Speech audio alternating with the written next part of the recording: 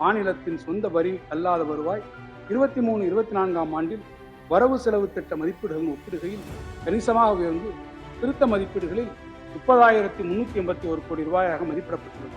வரி விகிதங்களை சீரமைத்தல், வசூலிக்கும் திறனை மேம்படுத்துதல் போன்ற அரசால் மேற்கொள்ளப்பட்ட வருவாயை அதிகரிக்கும் முயற்சிகளின் விளைவாக இந்த உயர்வு ஏற்பட்டுள்ளது. ஒட்டுமொத்தமாக 2023-24ஆம் ஆண்டுக்கான வரவு செலவு திட்டம்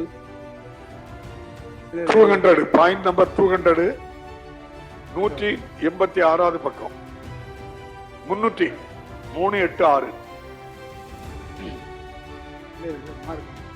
வரவு செலவு திட்ட மதிப்பீட்டை விட சிறிதளவு குறைவானதாகும். வரவு செலவு திட்ட மதிப்பீடுகளில் 200 ஒன்றிய அரசிடமிருந்து பெறும். ஒன்றிய அரசிடமிருந்தும் பேஜ் நம்பர் 386 மற்றும் மத்திய வரிகளில் மாநில அரசு பங்கு ஆகியவை ஒன்றிய அரசு பங்கிட்டு நடக்கும். ஒன்றிய அரசுக்கு பெறப்பட்ட மாநிலங்கள் 23-26ஆம் ஆண்டு திருத்த மதிப்பீடு 26,996 கோடி ரூபாயாக மதிப்பிடப்பட்டுள்ளது. இது 23-24ஆம் ஆண்டில் எதிர்பார்த்த ஒட்டுமொத்தமாக 23-24ஆம் ஆண்டிற்கான வரவு செலவு திட்ட மதிப்பீடுகளில் 37,540 கோடி ரூபாய். இல்ல 23-24ஆம் ஆண்டின் வரவு செலவு திட்ட மதிப்பீடுகளில் 3,08,056 கோடி ரூபாயாக மதிப்பிடப்பட்டுள்ள வருவாய் செலவினங்கள் திருத்த மதிப்பீடுகளில் 3,17,484 கோடி ரூபாயாக மதிப்பிடப்பட்டுள்ளது. தமிழ்நாடு மின் உற்பத்தி மற்றும் மின் பகிர்மான கழகத்திற்கு 15,594 கோடி ரூபாய் நிதி இழப்பீடு, பேரிடர் நிவாரண உதவி மற்றும் சீரமைப்பு செலவினங்களுக்காக 2,041 கோடி ரூபாய் ஆகியவற்றால் வருவாய் செலவினத்தில் உயர்வு ஏற்பட்ட போதிலும் திறன்மிக்க நிதி மேலாண்மை மூலம் வருவாய் செலவினங்களின் உயர்வு 9,428 கோடி ரூபாய் அளவிற்கு கட்டுப்படுத்தப்பட்டுள்ளது.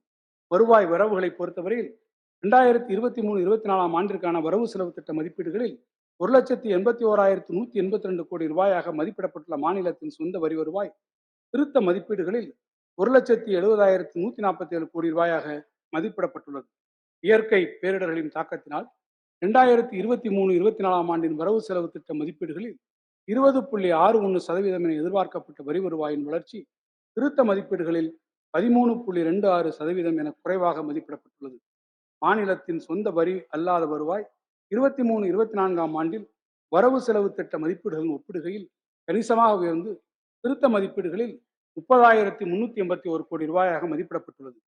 வரி விகிதங்களை சீரமைத்தல், வசூலிக்கும் திறனை மேம்படுத்துதல் போன்ற அரசால் மேற்கொள்ளப்பட்ட வருவாயை அதிகரிக்கும் முயற்சிகளின் விளைவாக இந்த உயர்வு ஏற்பட்டுள்ளது.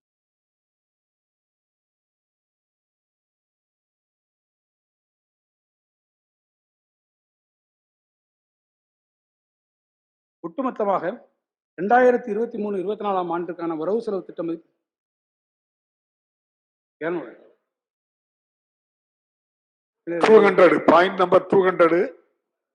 186வது பக்கம் 386